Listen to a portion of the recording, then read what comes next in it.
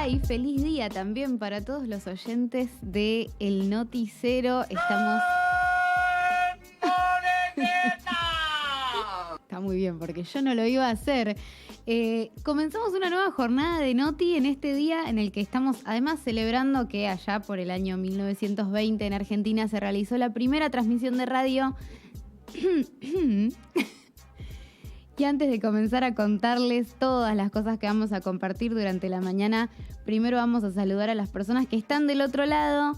Se habrán dado cuenta que yo no soy Diego González, mi nombre es Vicky y Diego está en la operación técnica, así que le damos la bienvenida. ¿Cómo estás, Diego? Muy buen día y había que tirar el efecto. Alguien tenía que hacer el grito y yo di por sentado que no lo ibas a hacer. Claro que no, claro que no. Diego, quiero preguntarte qué estás tomando, porque vos siempre preguntás eso cuando estás acá adentro y eso sí te lo voy a sostener. Café calentado, café de ayer. Café recalentado. Café de ayer. Horrible, Diego. No, porque en la cafetera, esto vamos a contar, nosotros llegamos a la mañana y preparamos café fresquito del día, pero alguien se sacrifica y se toma el café de anoche. Exacto. Y me gusta ser el que se sacrifica. Hoy te tocó. Así me deja después. Así. Y el que le va a tocar tomar un café nuevito, reluciente, es al productor Nahuel Isela, que está del otro lado, que toma el café sin endulzar, lo cual me parece muy extraño a mí en particular, que estoy acá con un tecito de manzanilla muy livianito.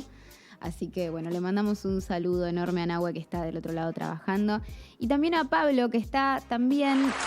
Pablo Velázquez, que en un rato nada más va a tener su columna en la que va a contarnos novedades y noticias en cuestiones de derechos humanos y violencia estatal también.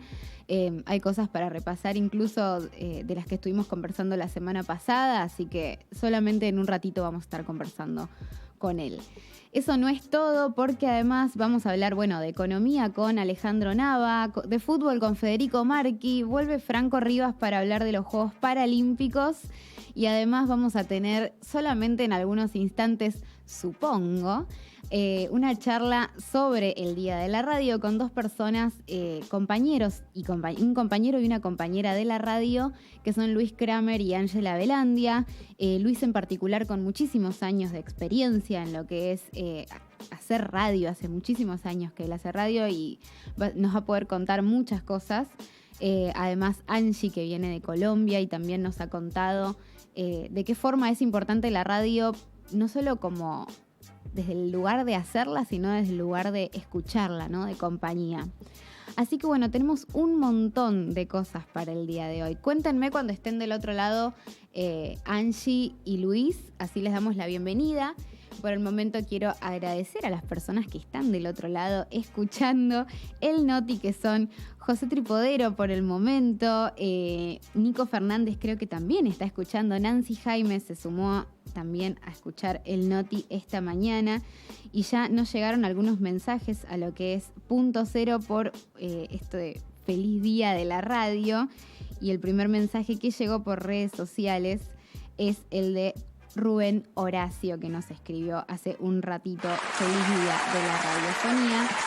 Así que yo por lo pronto solo les puedo contar que mi experiencia en radio, mientras esperamos que se conecten nuestros compañeros, mi experiencia fue de absoluta timidez, en la que me preguntaban cosas al aire y yo casi no podía contestar. Fue muy pésima mi primera experiencia en radio.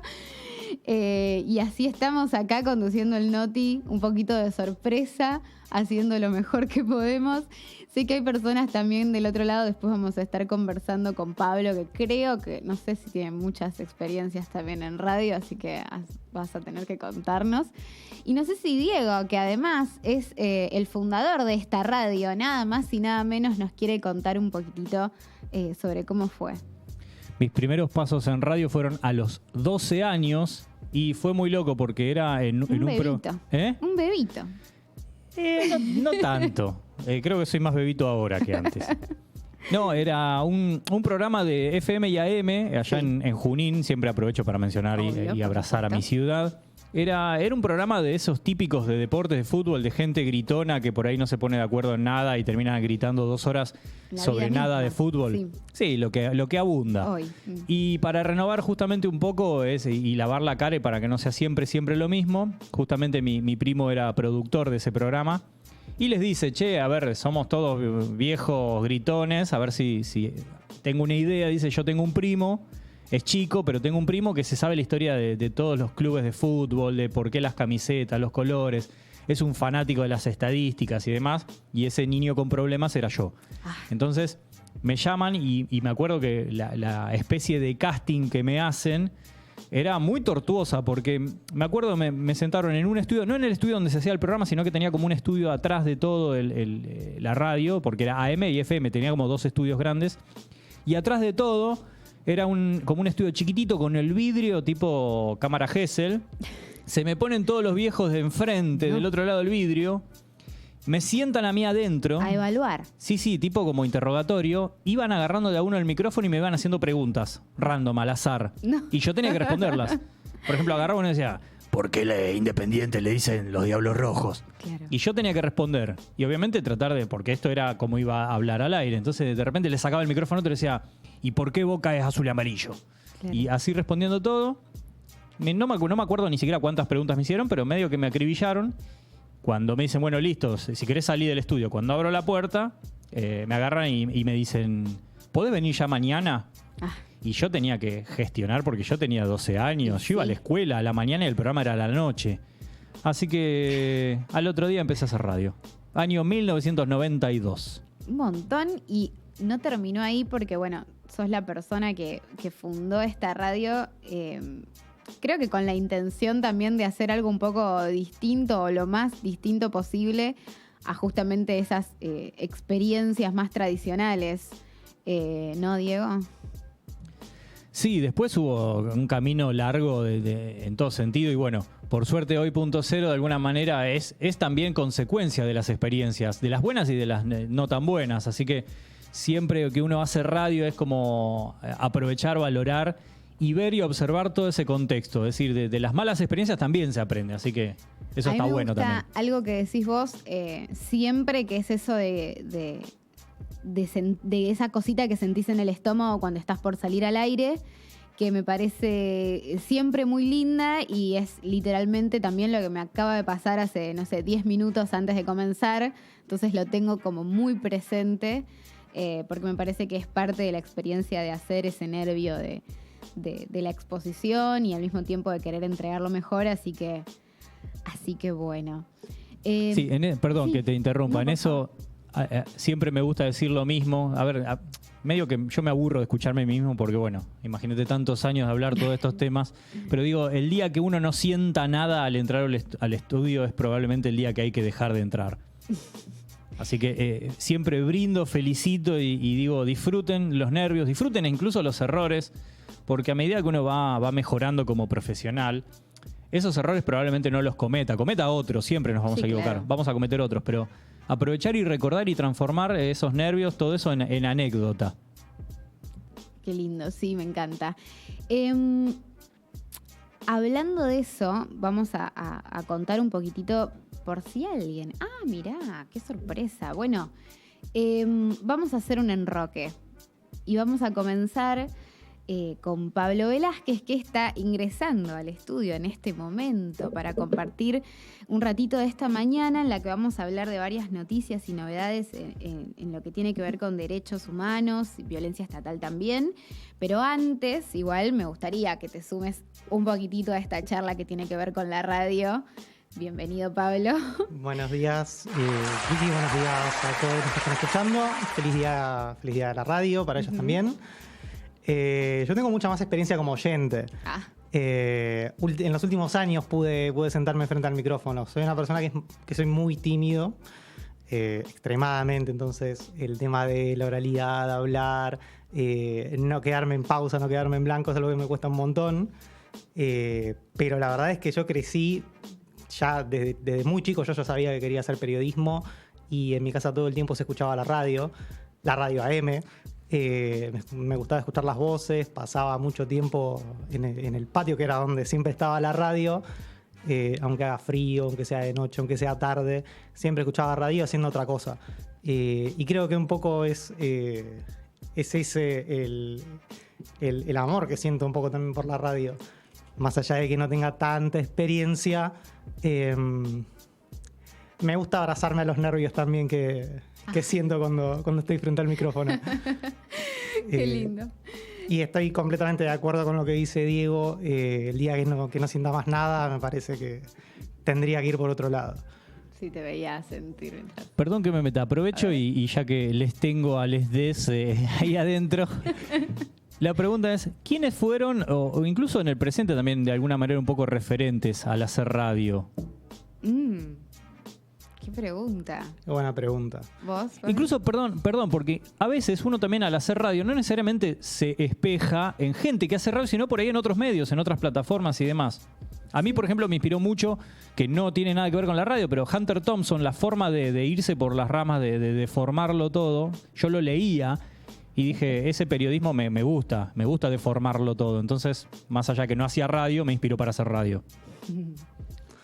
Yo me acuerdo que luchaba mucho con la radio de Dial para tratar de sintonizar Radio Nacional y escuchar a Héctor Larrea a la mañana siempre.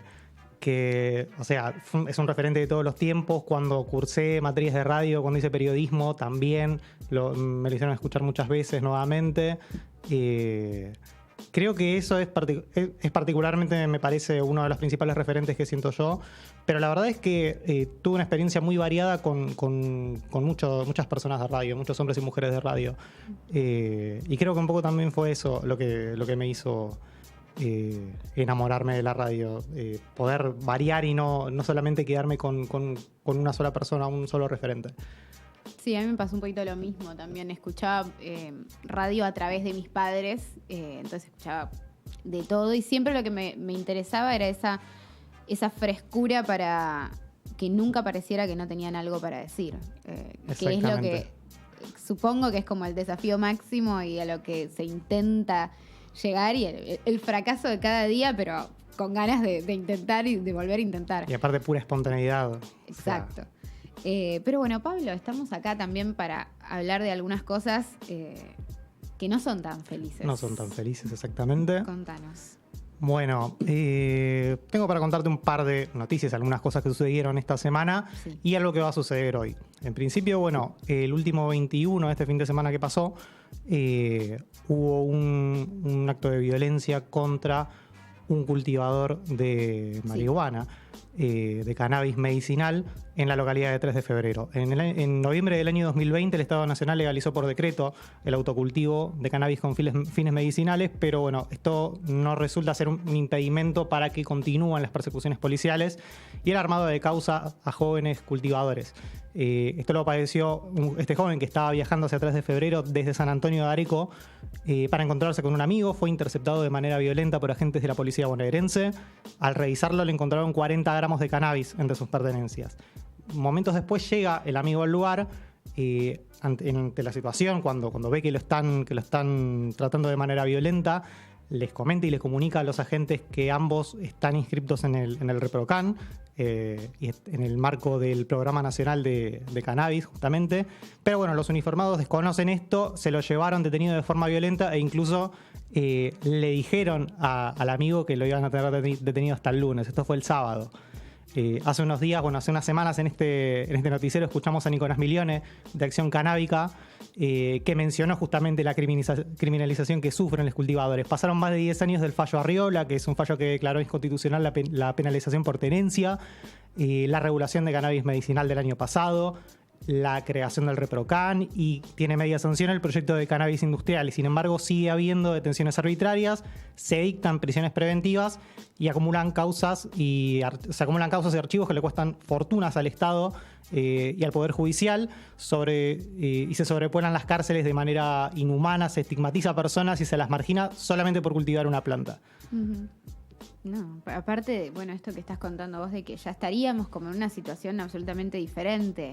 Hay muchas... A nivel de marco. Claro, hay muchos marcos, hay muchas situaciones que se fueron dando en los últimos años que tendrían que llevar a un cese de esa criminalización y sin embargo hay algo que le sucede al Estado históricamente, que es que le cuesta llevar la letra de la ley, la letra del decreto o de los mandatos justamente a la realidad, tratar de bajarlos a tierra y sacarlo de la letra fría de la ley. Así que bueno, seguimos luchando por el cese de esta criminalización. Sí, pero eso no es todo. Eso no es todo. La semana pasada hablamos sobre un caso particular de gatillo fácil que ocurrió en el año 2016, en el que fue asesinado Leonel Sotelo por parte del policía local de Almirante Brown, Giuliano Fattori. Hablamos la semana pasada, como te decía, justamente lo valió a Leo Sotelo y valió a un amigo suyo por la espalda y los acusó de haber intentado robarle. Bueno, esta semana, o mejor dicho, a fines de la semana pasada, la fiscal Viviana Simón le solicitó al Tribunal Criminal número 1 de Lomas de Zamora que lo absuelvan porque consideró que actuó en legítima defensa.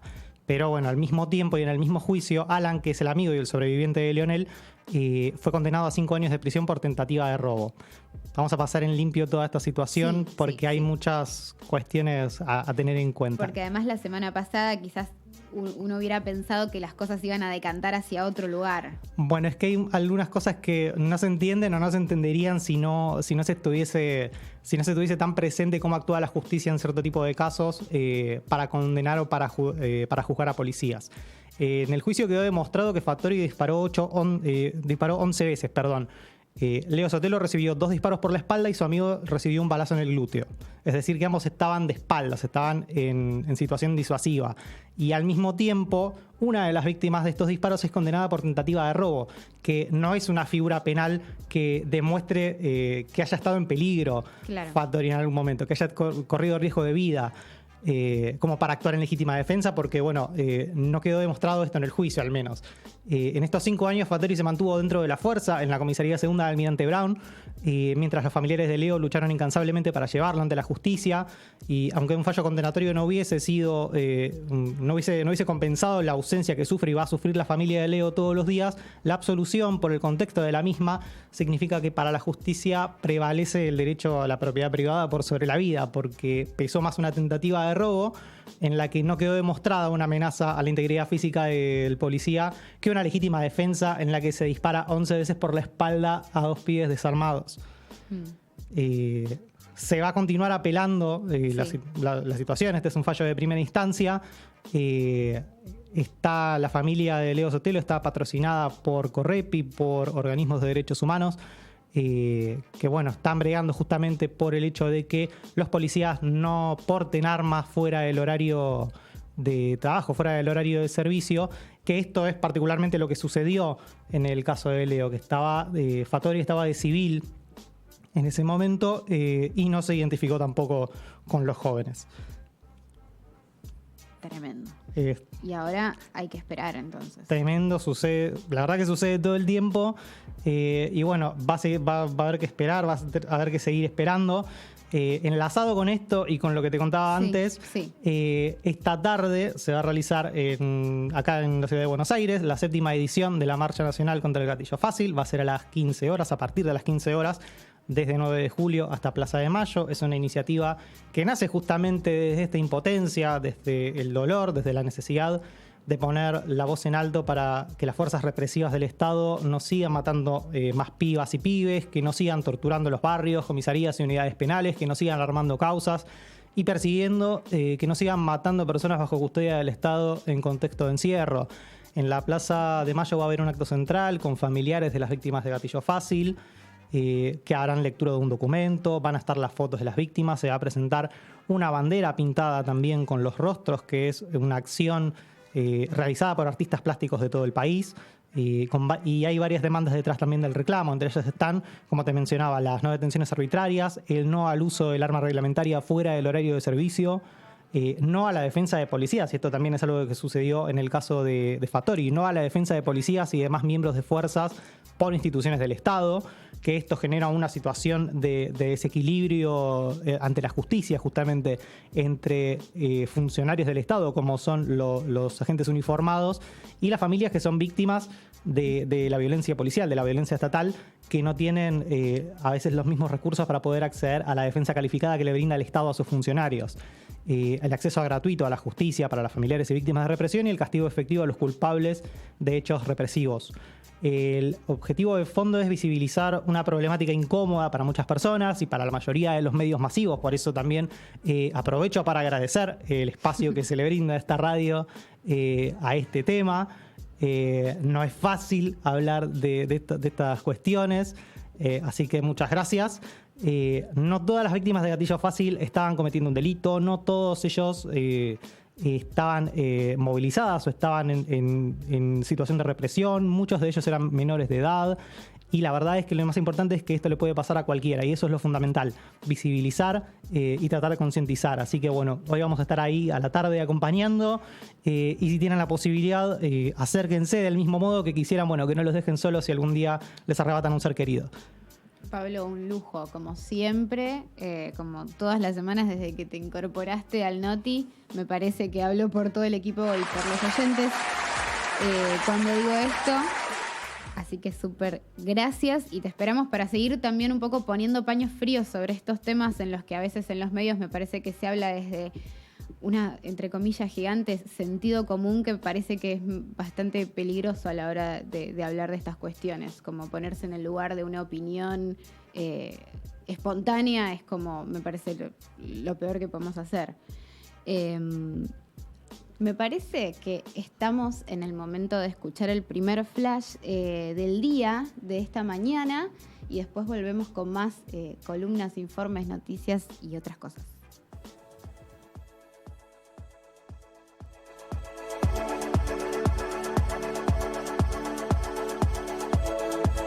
Con la democracia, no. El diputado provincial de Corrientes, Miguel Arias, recibió un disparo durante un acto de campaña en Paso de los Libres. La bala ingresó en el abdomen de Arias y se encuentra en estado delicado. Viajes sin cuarentena. El gobierno nacional comunicó que las personas que vuelvan del exterior por motivos laborales y con su esquema de vacunación completa no deberán cumplir con el aislamiento. La medida es para reanudar las actividades en el país.